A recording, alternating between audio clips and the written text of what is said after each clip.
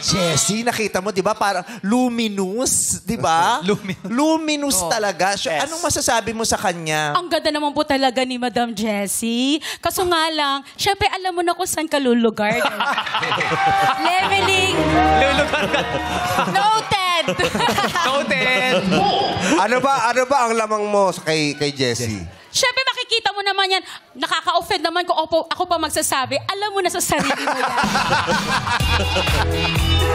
Sa tingin mo ba? Ayun yun. Sa tingin mo ba kung nakita ka ni Luis Manzano, baka hindi niya ligawan si Jessie? Baka hindi pansinin. Kasi kung ako nakita, head turner ako eh. Oh! Paano Head turner!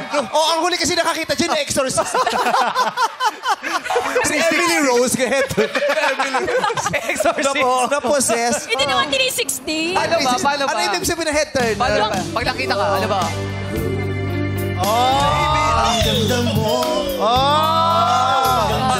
Alam mo, pag kino-close up kayo, bigla, ulit kayong gano'n. Tapos freeze, paano ulit yun? Yung Paano yun? Paano?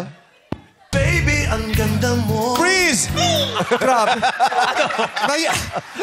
Ngayon pala, alam mo, ang ganda na korte ng bungo.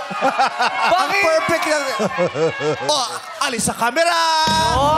One more time sa kabilang camera man. Sa kabilang camera. Oh, may tumingin. Freeze! Oh! Ang ganda! Di ba sabi sa inyo may anak na babae si Kuhol. Si Berna yan. Paano? Paano?